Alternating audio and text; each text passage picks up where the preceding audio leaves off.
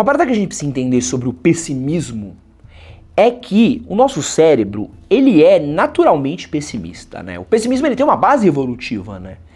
Por quê? O nosso cérebro, ele dá mais atenção e peso a informações negativas do que positivas, porque isso, historicamente, fez com que a gente sobrevivesse, né? Que a gente conseguisse lidar melhor com ambientes hostis, né? Então pense assim, um cara andava na selva todos os dias, no mesmo caminho. Tranquilo. Um dia ele ouviu um growl e um tigre pulava. Automaticamente ele entendia que assim, opa, aquela selva tem um tigre. Não só isso, toda vez que eu ouvi um growl, tem um tigre. Então isso tudo fazia com que isso ficasse salvo na cabeça dele, essa informação ruim. Para ele lembrar que quando ele estivesse passando por lá, ele deveria tomar cuidado com tigre, com predadores, esse tipo de coisa. É um instrumento quase de sobrevivência, né, por assim dizer. Porém, né, esse mecanismo no contexto moderno em que a gente vive, ele joga a gente para um lugar muito negativo. Essa tendência vai fazer com que a gente gere estresse crônico, ansiedade. Isso vai fazer com que a gente vá diminuindo a dopamina, que é um neurotransmissor importante, né, para a gente manter o nosso bom humor. E tudo isso vai fazendo com que as informações positivas também demorem para ser processadas pelo nosso cérebro, né? Então a gente vai ficando o tempo todo com um desequilíbrio, né? E isso vai jogando que a gente tenda a ser cada vez mais negativo com as coisas. E isso num contexto onde as coisas já estão ruins, né? Economia ruim, política ruim, cenário econômico ruim, segurança ruim, relações ruins, a gente vai tornando tudo cada vez pior, porque a gente vai guardando só o pior de tudo e a gente não vai tendo espaço para coisas boas, né? E dentro desse pensamento negativo do nosso cérebro, cronicamente negativo, a gente vai tendo memória seletiva, né? Então a gente vai lembrar muito mais de coisas negativas do que coisas positivas. Então, sei lá, eu saio pra passear com o Tobias, né? Eu saio pra passear com o Tobias desde que o Tobias existe. Então há 4 anos eu passeio com o Tobias, certo? Por uns 2 anos eu passeava com o Tobias com relativa tranquilidade, né? Todo dia eu chegava em casa, pegava o Tobias, a gente saía pra passear, pegava minhas uvinhas, eu gosto de passear comendo uva e tomando minha aguinha com gás, e saía passeando com um cachorro. Um dia eu saí e eu quase fui assaltado na rua da minha casa, né? 2 motoqueiros tentaram me assaltar e eu consegui fugir dos 2 motoqueiros, né? A partir desse momento, toda vez que eu saio com o Tobias agora, eu paro e penso, porra, e se eu for assaltado hoje? Pô, eu entro numa pira, tipo assim, cara, será que eu vou levar meu celular? Será que eu vou levar minha carteira? Será que eu vou levar não sei o quê? Pô, e se me pegarem na porta de casa? Pô, e se pegarem não sei o quê? E se levarem um Tobias? E se levarem não sei o quê? Então, automaticamente, eu entro numa pira e aqueles 2 anos em que eu passei com o Tobias e foi tudo bem, ficou o quê? Um trauma. É um pessimismo natural, porque a gente gera uma memória negativa, né? Você pode ter tido várias experiências boas no lugar, mas se você tiver uma experiência ruim naquele lugar, você vai ficar com aquela coisa horrível marcada na sua cabeça, mas você não vai lembrar de todos os dias bons que você teve, que foram legais, que foram marcantes, né? Isso também vale para quando a gente tem uma situação ruim, né? Quando você tem um desafio, quando você tem uma situação ruim, quando você está passando por um momento de necessidade, é muito mais fácil você focar na dificuldade, no obstáculo, de tudo que pode dar ruim, você fazer com que o seu cérebro, ele rumine pensamentos ruins, do que você olhar nas suas habilidades, nos seus recursos, nas coisas boas. Quantas vezes você não passou por um momento de dificuldade e você ficou pensando, caralho, mas tal coisa vai acontecer e tal coisa pode acontecer, eu posso me dar por causa disso, e posso me dar mal por causa disso, e tal coisa vai acontecer, e tal coisa vai e tal, e aí a coisa vai ficar ruim, aí eu vou morar na rua, eu vou virar um indigente, a coisa vai dar errado, e tudo vai ferrar, eu tô na merda, e tudo vai dar a pior coisa possível no mundo, porque você vai escalonando essas coisas, em vez de você pensar, tipo assim, não, pô, eu estudei, eu sou uma pessoa versada, eu tenho conhecimento, eu posso ir atrás de informação, eu tenho pessoas próximas de mim, tenho uma boa rede de apoio, eu posso pedir ajuda pra alguém. E também esse nosso apego também tem a ver também com a cultura da atenção que a gente tem hoje em dia, né? A informação negativa, ela também capta o nosso cérebro. Se você ligar a notícia agora e você abrir os noticiários e estiver assim, tudo está bem em São Paulo. Nenhum assalto aconteceu na Avenida Paulista na última 1 hora. Você nem vai assistir. Ah, que merda, você pula, né? O trânsito está liberado na marginal. Não é uma notícia, você não quer ver a marginal liberada. Agora, se tiver um noticiário e falar assim, caiu um helicóptero na marginal Tietê, 4 pistas estão paradas, trânsito recorde, a Paulista tá tendo 400 assaltos por minuto, tá tendo um arrastão, roubo, facada no olho, tiroteio, pipoco no coco, correria, dedo no cu, e o show da Lady Gaga acontecendo tudo ao mesmo tempo. Caralho, você fica 1 hora na frente do noticiário. Porque chama muito mais atenção. Então o nosso cérebro ele tem esse jeito de ser captado pelo pessimismo, né? E isso é um desafio que a gente tem muito forte, da gente tentar entender o que a gente vive que é um pessimismo real, o que a gente vive que é o nosso apego a esse pessimismo, a nossa capacidade de estar preso nesse pessimismo, o que é a realidade dos fatos, o que são as coisas que realmente acontecem, o que é a nossa cabeça nos sabotando, e também entender como lidar com isso no dia a dia. Eu sinto que a gente está cada vez mais preso num momento muito pessimista mesmo, porque as coisas realmente não estão mais fáceis, né? A economia está uma merda, a política está uma bosta, o noticiário político e econômico não ajuda a gente de jeito nenhum, sobe juros, INSS, é um político pior que o outro, uma gestão pior que a outra, a criminalidade está ruim, muito pior, o mercado de trabalho ele está ruim, guerra no mundo, né? A guerra projetando, Trump em China, as coisas piorando, polarização política, polarização em tudo quanto é canto, redes sociais, brigas, discussões, as coisas estão realmente ruins, não estão boas, não é um momento mega positivo. Essas coisas, em vez de parar e pensar, tipo assim, será que o mundo, em algum momento, esteve num momento mega positivo? Será que as coisas, beleza, talvez não estivessem tão ruins quanto são hoje, mas elas já estiveram boas, já estiveram positivas, já estiveram super alegres, super felizes, né? E outra também, será que dentro disso tudo que a gente vive, desse monte de coisa que a gente vive, o quanto que isso afeta talvez o nosso cotidiano, o nosso dia a dia, o nosso momento agora, né? Eu olho para as vezes, pro meu dia a dia e penso assim, caraca, né, eu tô me sentindo mal, mas por que eu estou me sentindo mal, né? Por que eu estou tão pessimista, sendo que talvez eu estou dentro de casa, né? Eu estou num dia que eu estou tranquilo, não deveria estar me sentindo mal por conta do mundo, mas o mundo faz com que eu me sinta mal. Então será que eu não deveria lutar contra esse sentimento, buscar algo de positivo, mesmo sabendo de tudo isso? Será que eu não encontro a felicidade, não encontro algum jeito de me apegar, encontrar coisas boas dentro disso? E o meu desafio é exatamente um pouco disso, né? Como falar um pouco sobre como a gente faz para a gente vencer o pessimismo que contamina a gente hoje, né? Como fazer para vencer o pessimismo que parece ser cada vez mais comum, né? Que gera esse medo, né? E o medo, ele é o assassino da nossa mente.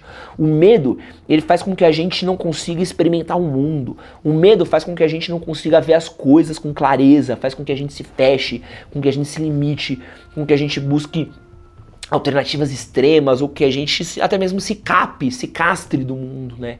Então o medo, o pessimismo, essa falta de possibilidades, essa falta até mesmo de conseguir pensar em possibilidades, cara, mas e se tudo der certo? E se as coisas acontecerem do jeito que eu espero? Faz com que a gente perca a nossa possibilidade de viver. E no vídeo de hoje eu vou falar aqui sobre alternativas para vencer o pessimismo. Então prepara o seu pensamento positivo, porque está começando o Conversas Difíceis. Olá, meu nome é Son Castro, seu melhor amigo na internet. Para quem não me conhece, sou jornalista, apresentador. Esse é Conversas Difíceis, o podcast que acontece todas as segundas-feiras às 8 horas da noite. Fico muito feliz de você estar aqui com a gente. Muito obrigado por todo o carinho de vocês, pela audiência de vocês. Quero mandar um abraço para a galera que ouve a gente via Spotify. Olá, Spotify. Spotify, não deixe de deixar um comentáriozinho pra gente aqui, deixar sua avaliação também com 3 pontinhos ali, ó. Clica nos 3 pontinhos, pum! Deixa uma avaliação de 5 estrelas. Você que tá no YouTube, pedir pra você deixar o seu like, que fortalece aqui também, deixar o seu comentário. Pedir pra vocês compartilharem, me marcarem no Instagram de vocês, marquem @EdsonHCS, gosto de quando vocês compartilham, me marcam, repostam os podcasts, fico muito feliz da repercussão dos episódios aqui com vocês, uma alegria muito grande. A galera gostou muito desse formato em podcast, né? O meu podcast de trabalho já tá com mais de 160 mil visualizações, então, um episódio que a galera tá gostando muito, então muito feliz da gente tá conseguindo fazer essas coisas daqui, e tudo isso vem graças a vocês, o feedback de vocês, e como vocês repercutem, curtem, compartilham e comentam, tá? Quero falar também dos meus amigos do MB, o mercado Bitcoin. A gente sabe que para quem vai dar o primeiro passo é sempre algo muito desafiador, né? E quando a gente tá falando de investimento, as dúvidas elas se multiplicam, né? E principalmente quando a gente tá falando de modalidades como os ativos digitais, esse desafio ele pode parecer maior ainda. E é justamente para isso, para tornar hesitação em confiança, que o MB, a maior plataforma de ativos digitais da América Latina, tá lançando a sua mais nova campanha. A ideia deles é inspirar novos investidores a entrarem no mercado de ativos digitais com confiança. Funciona assim, ó, você abre sua conta gratuitamente no mercado Bitcoin, isso leva menos de 5 minutos, você investe pelo menos R$50 em qualquer ativo disponível na plataforma, em até 7 dias você recebe R$25 de crédito diretamente na sua conta do MB, para você usar como você quiser. O crédito ele só vai ser depositado se você fizer alguma movimentação na conta, tá? Colocar só R$50 na carteira não vale. Essa é uma oportunidade para você que tem curiosidade de começar a investir em ativos digitais, mas não sabe por onde começar. dá o seu primeiro passo. A abertura da conta ela é gratuita, ela é rápida. E mesmo que você não vai investir agora, você pode entrar no link que vai estar na descrição do vídeo, primeiro comentário fixado no QR Code, para abrir a sua conta, para você entender como fazer seus investimentos em ativos digitais. O MB é a maior plataforma de ativos digitais da América Latina, trabalha com transparência e conformidade dos órgãos reguladores, como o Banco Central, a CVM e a Anbima. E eles têm mais de 4 milhões de clientes. Essa oportunidade é exclusiva para novos clientes que forem abrir as suas contas, tá? E a campanha foi prorrogada por tempo ilimitado. Clica no link que vai estar na descrição do vídeo, no primeiro comentário fixado ou no QR Code aqui na tela e abre a sua conta no MB. Uma parada que eu gosto muito na psicologia cognitiva comportamental é o pensamento socrático, né? É o hábito de você questionar os seus pensamentos. Porque a gente tem muitas dúvidas na nossa cabeça, a gente tem muitas coisas que rolam na nossa cabeça e a gente tem respostas muito prontas para as coisas. E muitas vezes as respostas elas são negativas. E a gente precisa ter o hábito de questionar os nossos pensamentos. A gente tem que agir como um advogado da nossa mente. Então a gente tem que pensar, isso é verdade ou isso é só um medo que eu tô disfarçando de certeza? Esse questionamento socrático, né, é uma coisa que vem ali de Sócrates, vem da filosofia, que é você fazer perguntas sobre coisas que parecem óbvias, né? Então, por exemplo, você vai gerar o pensamento assim, ninguém gosta de mim. Muito comum você ter esse pensamento, ninguém gosta de você? Mas ninguém mesmo? Não, minha mãe gosta de mim, eu tenho um amigo, né? Eu tenho um cara ali que gosta, tal pessoa gosta de mim, tal. Então tá, então algumas pessoas gostam de você, né? Em intensidades diferentes, mas algumas pessoas gostam de você, né? Teve alguma situação que você já se sentiu querido? Teve algum momento que já se sentiu mais querido, menos querido? Onde as pessoas costumam gostar mais? Em que tipo de situação as pessoas curtem mais, né? Por que você está pensando isso agora? Ah, é porque você está se sentindo mal?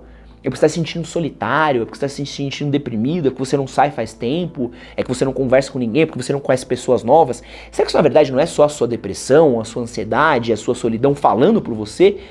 Né? Esse sentimento de reclusão não tá fazendo você concluir que ninguém gosta de você. E aí isso faz com que você chegue num pensamento um pouco mais equilibrado, né? Tipo assim, eu tô me sentindo rejeitado agora porque eu não tenho uma vida social, eu não tenho feito muitas amizades, não tenho conversado com pessoas, não tenho ido para lugares, não tenho interagido.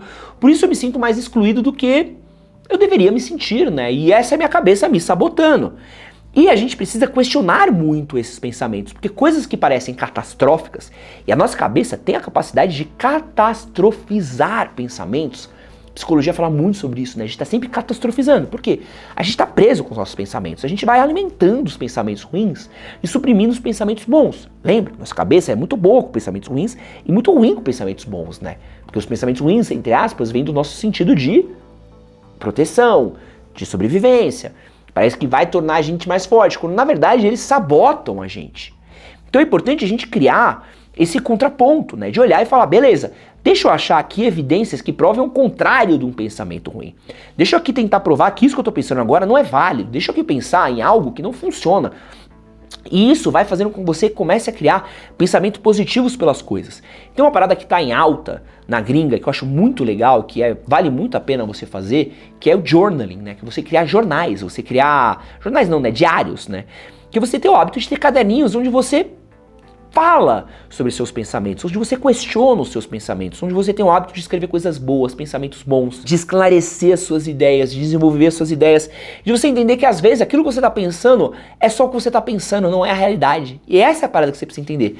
Às vezes o que você pensa não é real, é só a sua cabeça. Uma parada que acontece muito, que faz com que a gente pense muito mal da vida, que a gente entre numa vibe de pensamento negativo, é quando tudo dá errado na nossa vida, né? Quando a gente tá numa situação onde as coisas estão muito ruins, onde o cenário parece estar contra a gente, onde a gente parece que tá na pior, e a gente acha que a gente não vai sair de lá, né? Então, pô, às vezes é dinheiro, às vezes é trabalho, às vezes é amorosamente, às vezes é tudo ao mesmo tempo, e a gente começa a olhar e fala assim, cara, minha vida acabou, nada vai dar certo, eu tô ferrado, e danou-se, né?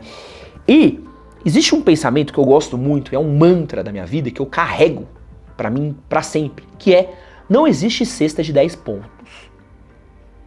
Esse é o meu lema de vida faz muito tempo, né?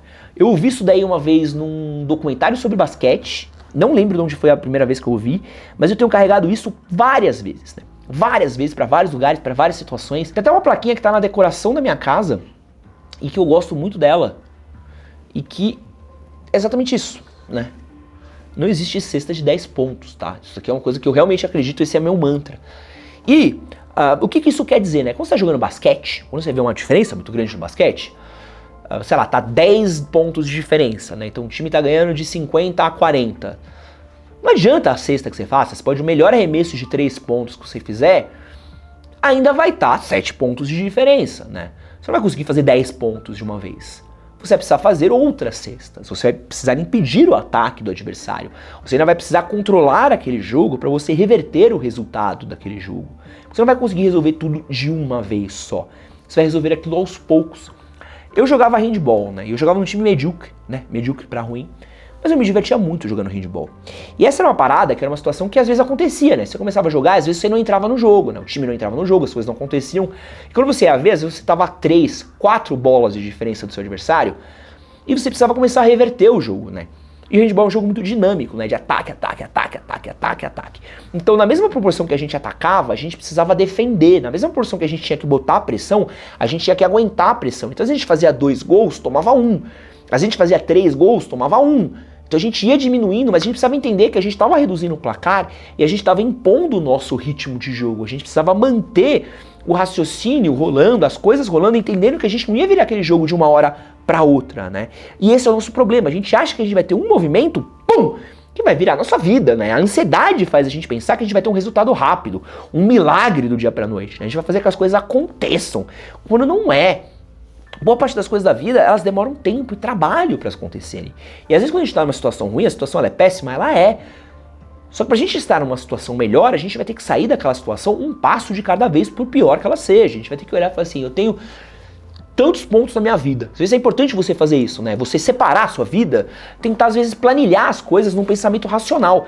Se os sentimentos estão afetando a sua cabeça, se os sentimentos estão afetando a sua vida, transforme os seus sentimentos em coisas racionais, tá? Então, por exemplo, tenho 10 coisas ruins acontecendo na minha vida. Vamos racionalizar as 10, pá.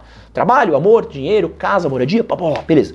Como você pode resolver cada uma delas, em que momento, de que jeito, em cada momento que você vai ter? Agora eu posso mexer nisso, nisso, nisso.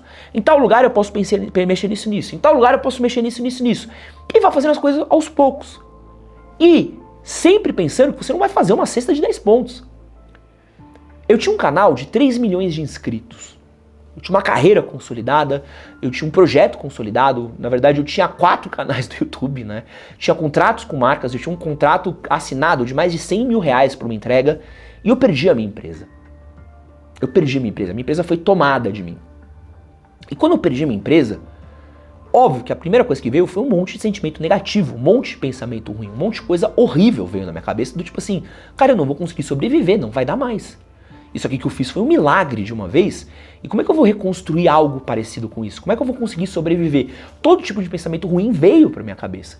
Só que eu entendi que assim, se eu ficar parado, chorando, se eu ficar desesperado com o que tá acontecendo, se eu deixar os pensamentos negativos tomarem conta, eu vou me ferrar. Então eu preciso fazer algo. O que eu posso fazer? Eu comecei fazendo lives, comecei a fazer cortes de lives. Isso começou a me dar um dinheiro, que eu consegui contratar um editor, o querido Matheus, beijo Matheusinho, saudades Matheus, que isso começou a me ajudar. Nisso eu comecei a conseguir contratar outras pessoas, contratei o Luca para trabalhar comigo, comecei a contratar outras pessoas para virem editar comigo, consegui fazer com que a coisa crescesse, consegui fazer mais vídeos, consegui arrumar as coisas, consegui criar um flow, consegui criar um pipe, e as coisas foram se ajustando aos poucos, e agora as coisas já estão um pouco mais equilibradas e mais saudáveis, a ponto de eu olhar e falar assim, pô, aquele ritmo de desespero que eu tava há um ano atrás, há um ano e meio atrás, quando as coisas foram tomadas de mim, ele já não existe mais, agora é calma. Mas ali aconteceu num processo de um ano atrás, eu olhar e falar assim, eu vou poder resolver uma coisa cada vez. E agora aos poucos eu olho e falo assim, eu tenho todos os equipamentos que eu preciso para gravar meus vídeos, eu tenho uma casa para gravar meus vídeos, eu tenho os funcionários para gravar meus vídeos, eu tenho a estrutura, tenho as parcerias, tenho patrocinadores. Só que nada disso veio de um dia para o outro. Do dia que eu me desesperei para hoje, passou um ano e pouco. As coisas não aconteceram assim.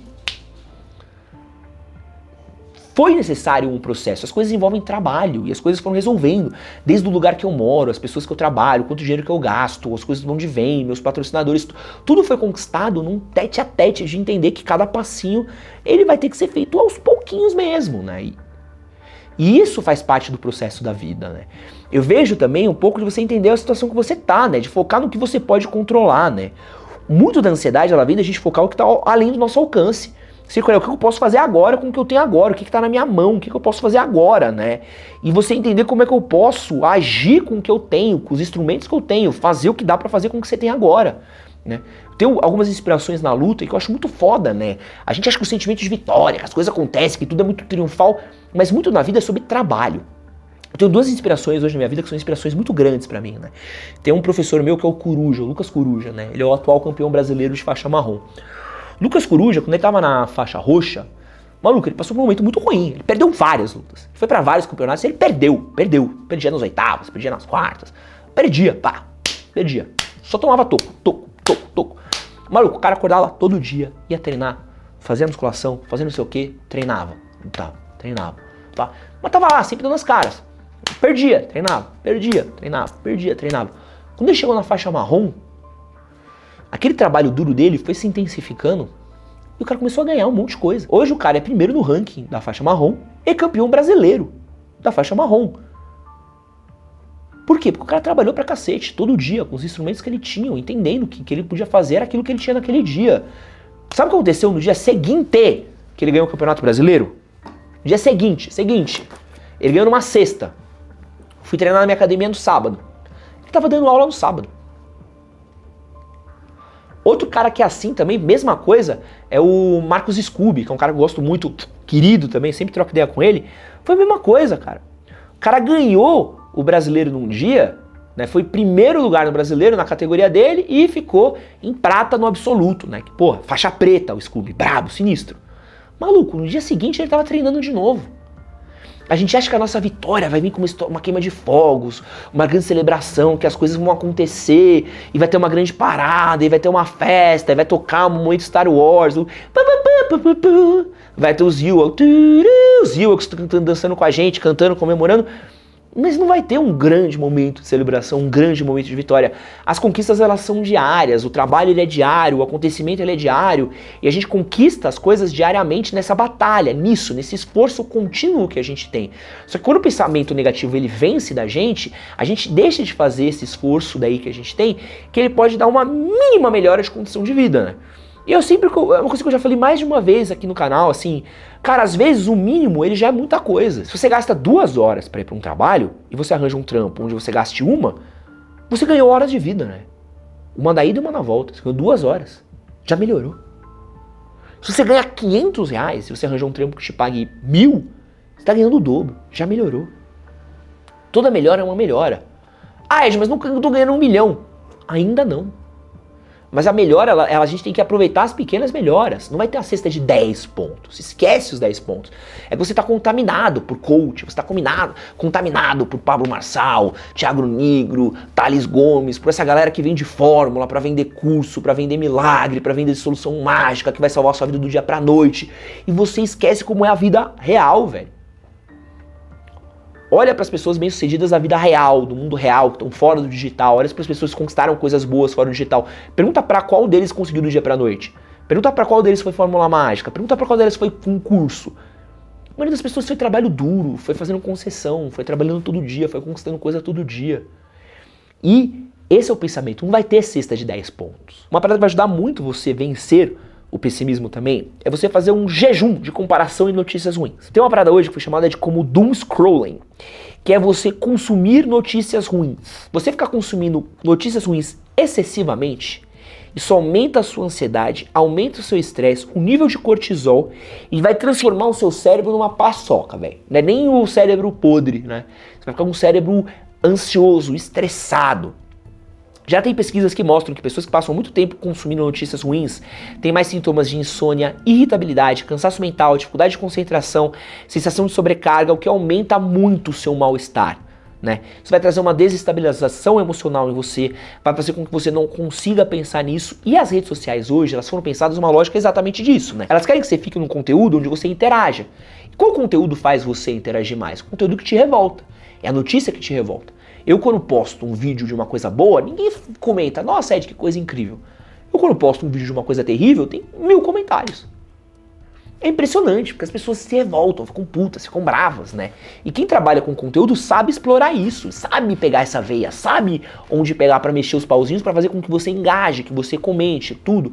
E isso virou instrumento de político. Quantos políticos não fazem isso hoje? Tem político que não tem proposta política, mas ele faz o vídeo o tempo todo falando de coisas ruins que estão acontecendo.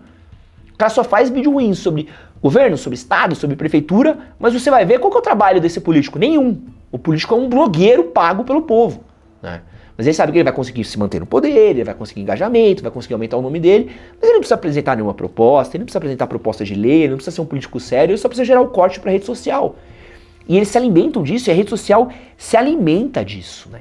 Você diminuir isso vai te ajudar. Você parar de se comparar também vai ajudar muito a você diminuir o sentimento de pessimismo e mal-estar que você vai ter, porque isso é uma coisa terrível, né? Você tá se comparando com o seu primo, você tá se comparando com o seu irmão, você tá comparando com seus amigos, você está se comparando com todo mundo que tem um estilo de vida melhor que você, vai fazendo com que o tempo todo você vai gerando um sentimento de inadequação que você vai se sentindo mal.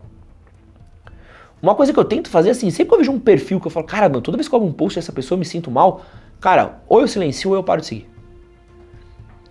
Cara, eu não quero abrir uma rede social pra me sentir mal. Eu normalmente abro o TikTok, assim, eu vou falar uma coisa pra você, que as pessoas vão ficar chocadas com o que eu vou falar agora, assim. Meu TikTok é um puta lugar maneiro, mano. Nossa, meu algoritmo do TikTok é muito da hora. Mano, eu abro meu TikTok assim, eu saio informado, é impressionante, assim. É só uns vídeos de 5 minutos de coisa que eu gosto de ouvir. É só informação profunda, é só uma galera inteligente, é só uns papos, mano, uns papos aprofundados. Eu falo, caraca, mano, bagulho bom isso daqui, né? Agora, o Instagram é uma merda, tá? O meu Instagram é uma merda. O meu Instagram eu já percebi que não salva. O meu Instagram, quando eu tô, se eu abro o Instagram, eu vejo que eu vou começar a ver vídeo, eu fecho e vou pro TikTok. Falo, não, se eu vou ficar vendo vídeo, que eu veja de um lugar onde eu sei que o conteúdo é bom. Porque assim, é muito importante você fugir disso, né? Fugir das coisas que alimentam esses gatilhos nossos, né? Eu separei uma lista aqui de estratégias para vencer o pessimismo, que eu acho que elas são muito importantes, tá? Então aqui, ó, a primeira que eu acho que é importante também. Qualquer qualidade de vida, qualquer aumento de qualidade de vida sua, sempre vai ser um aumento de qualidade de vida. Né? Então a gente precisa se apegar nisso, né? Às vezes, a gente não comemora pequenas vitórias, né? Tipo assim, pô, eu ganhei um aumento de 800 para 950 reais no trabalho. Pô, mas é só 150. Caralho, é 150, ganhou 150 reais a mais. Podia ser muito mais, pô, podia, né? Podia, mas, pô, você ganhou 150, comemora. Pô, né, eu tava trabalhando há 3 horas da minha casa, agora eu tô trabalhando 1h30, né? Mas, pô, mas eu queria trabalhar 10 minutos da minha casa. Pô, beleza, mas você ganhou 1h30 do seu dia. O que você pode fazer com essa 1h30? A quantidade de possibilidades que você pode ter, né? Olha que incrível, sabe? A gente entender que às vezes uma pequena melhora, assim, pô, eu trabalhava 6x1, agora eu tô trabalhando uma escala 5x2. Mas não tô ganhando tanto quanto eu queria. Beleza, mas agora você ganhou um dia a mais de descanso, sabe? Ou você trabalhava numa 6x1 num shopping, com umas escalas meio sinistras, né? Uma escala de 12 horas, né? Às vezes pegava uns turnos ali que mal tinha tempo pra você descansar, não tinha day off, não tinha nada, tal. Agora você tem. Pô, você aliviou. Qualquer melhora de qualidade de vida é uma melhora de qualidade de vida, a gente tem que aproveitar. Outra coisa importante, gente ruim vai deixar o seu dia pior. Se a pessoa piora o seu dia ruim, e seu dia já tá ruim, você tem que se afastar dessa pessoa. Porque tem gente que é vampira de energia. Tem gente que gosta de tornar as coisas ruins, o clima ruim, o sentimento ruim. Se afasta dessas pessoas. Outra coisa importante também, o conhecimento, ele vence o medo. O conhecimento, ele vence o medo. Caralho, mano, eu tenho muito medo do governo que rouba meu dinheiro, do INSS, eu tenho muito medo de não ter aposentadoria, eu tenho muito medo de não ter dinheiro no futuro, eu tenho muito medo das coisas, de não conseguir comprar uma casa, eu tenho muito... Beleza! Arme-se de informação, como você faz para comprar uma casa? Você tem medo de não ter uma casa, você tem medo de não ter dinheiro, você tem medo de não conseguir comprar as coisas, mas como você lida com o seu dinheiro? Como você lida com a informação? Como você se arma de informação? O conhecimento, ele sempre vence o medo. Sempre. Sempre. Tá muito difícil ser contratado no mercado de trabalho. Pô, meu irmão, a gente vai estudar pra caralho. Como é que faz pra gente ser contratado? A gente vai aprender estratégia de passar em entrevista, vai aprender estratégia pra passar no Google, vai aprender estratégia pra aprender no LinkedIn. Ed, mas é muito difícil. Foda-se, irmão. A gente vai se armar de tanto conhecimento, de tanta estratégia, que você vai vencer o medo. Você vai entender como funciona a parada, você vai entender como passar nessa parada, você vai achar o hack do hack do hack do hack, pra ficar 5 horas assistindo Brochada Sinistra, Alanzoca, Gaulês, o Futimongo da Kings League, tu é um leão. Pra estudar sobre seu dinheiro, sobre como comprar uma casa, sobre sua aposentadoria, tu é uma cadela, tu não faz porra nenhuma. E aí depois não entende, ai meu Deus, eu tô 40 anos, tô morando com meu pai, minha vida é terrível, é péssima. Óbvio, velho. Óbvio, você gasta tempo com merda. E o que é necessário e importante pra você, você não se arma. Outra coisa aqui, cara, é tentar parar de sofrer com um problema pequeno e mirar em problema grande. Tem que mirar com um problema grande. Mira um problema de gente, sacou? Porque tem uns problemas pequenos que é uma merda. Pô, meu cachorro mijou na estante aqui atrás. Uma bela de uma mijada. Inclusive mijou num tênis. Filha da puta, mijou num New Balance brabo que eu tenho. E eu senti isso, pra vocês entenderem como eu senti. Eu deitei no chão no tapete, senti um cheiro de mijo. Falei, que cheiro de mijo é esse? Eu virei pro lado, olhei e falei assim, ah, tá cheio de mijo aqui na minha estante. Então o cachorro resolveu mijar na minha estante. Fico puto, fico. Esse é o maior dos meus problemas? Não é. Mas não é de longe o maior dos meus problemas, né, Luca? Se esse fosse o maior dos meus problemas, meu irmão, minha vida ia ser tão boa. Pode mijar então. Não, mija à vontade, Tobias. Sabe? Óbvio que eu não quero que meu cachorro mije na minha estante, mas se eu morrer por causa disso daqui, amigo, fudeu. Sabe? Tem outros problemas pra resolver. E eu vou sofrer com os problemas que eu tenho que sofrer, entendeu? E mirar nos problemas grandes. Outra parada, entendeu? O seu ponto de vista, ele é só um ponto de vista, pode ter milhares de pontos de vista, tá? São milhares de pontos de vista. E aqui, ó, pô, isso aqui são coisas que eu falo na terapia que eu acho que é importante, que é de falar, mas vamos lá, milhares de pontos de vista. Então, tipo assim, você tá com uma visão negativa, mas tem outras visões sobre aquilo. Já explorou outras visões sobre aquilo? Pô, eu falei sobre a questão de que, pô, quando eu perdi o canal e pensei, caralho, eu vou morrer de fome, e fudeu, e ninguém nunca mais vai querer me ver e tal. Eu lembro um dia que eu tava na terapia e o meu psicólogo virou pra mim e falou assim, tá, mas e se as pessoas quiserem? E a gente tá aqui, né? Eu parei e olhei e falei assim, tá. Pode acontecer, né? Tem isso. Né? Tem isso. Outra coisa importante também, né? O pior cenário, às vezes, não acontece, acontece o médio. E você tá sofrendo pelo terrível, né? Tipo, pode acontecer a coisa terrível, pode acontecer a coisa muito boa, mas pode acontecer às vezes o meio. E muitas vezes acontece, né? O meio do caminho, né? Não é nem o maior dos seus sonhos, né? Nem o pior dos seus pesadelos. É uma coisa que tá ali no meio. Uma coisa meio turbulenta que tá ali no meio, né? Mas uma coisa que eu acho que é importante, assim, também da gente pensar, é que a gente tem que guardar o sofrimento quando for pra sofrer. Sofre quando for pra sofrer. Dói quando for pra doer. Sabe? Ah, porque vai acontecer, não sei o que lá. Já aconteceu? Não, segura. Vamos trabalhar enquanto isso. O que dá pra gente trabalhar enquanto isso? O que dá pra gente resolver enquanto isso? Ah, fazer isso. Vambora. A gente não parou de trabalhar em um ano. É verdade. A gente não parou de trabalhar. Por pior que a coisa tivesse, por pior que tudo estivesse acontecendo, acho que toda sexta-feira a gente tá aqui, né? Há um ano. E é isso. Eu vou sofrer quando eu precisar. Mano, eu vou entrar no caos quando precisar entrar no caos. Enquanto isso, amigo, eu tô trabalhando, porque eu sei o que dá pra fazer, mano. É isso. Meu pai me ensinou. Cara, trabalha, filho. Trabalha, entendeu? A gente não é herdeiro. Você não é herdeiro, você não tem fortuna, não vou te deixar nada. O que eu posso te ensinar é o valor de trabalho duro. Foi tudo que meu pai me deu. E outra coisa também é a gente aprender a processar sentimento ruim, mano. A gente vai ter que aprender a lidar com coisa ruim, a gente vai ter que aprender a lidar com derrota, a gente vai ter que aprender a lidar com as coisas que são terríveis. E isso faz parte. Isso faz parte. Não é só coisa boa na nossa vida, mas tem coisas terríveis também. Então a gente vai ter que olhar e falar assim, caralho, algo terrível aconteceu comigo. E isso é ruim, isso é péssimo. Beleza, tá. Como é que eu sigo daqui? Queria ter nascido onde eu nasci, com o dinheiro que eu nasci, com a possibilidade que eu nasci, estar no lugar onde eu estou? Não. Tá, mas a partir daqui pra onde vou? E a última coisa aqui que eu quero falar sobre como vencer o pessimismo, tá? E a ideia aqui é tentar ser um vídeo sobre, cara, trazer pensamentos positivos pra vocês, trazer coisas positivas, estratégias pra vencer o pessimismo, tá?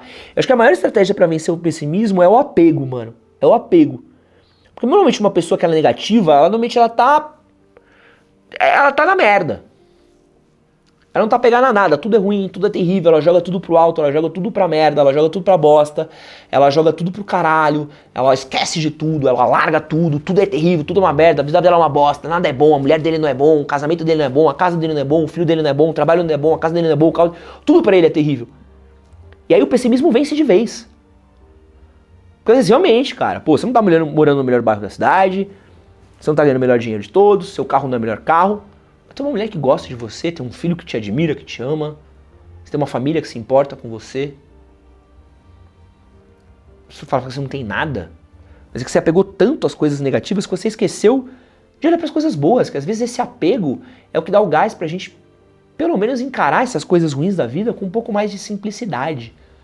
ou pelo menos com menos peso, pra gente poder olhar e falar assim, tá, puta, eu vou trabalhar nesse trabalho desgraçado, mas quando chegar no final de semana, vou curtir com minha mina, vou curtir meus filhos, vou curtir meu rolê, fazer um churrasquinho com os meus amigos, vou dar um passeio com a morena, vou dar um passeio com meu moleque, jogar uma bola, ver meu filho na escola, ver meu filho crescer, poder ter o privilégio de ver meu filho crescer ao lado dele.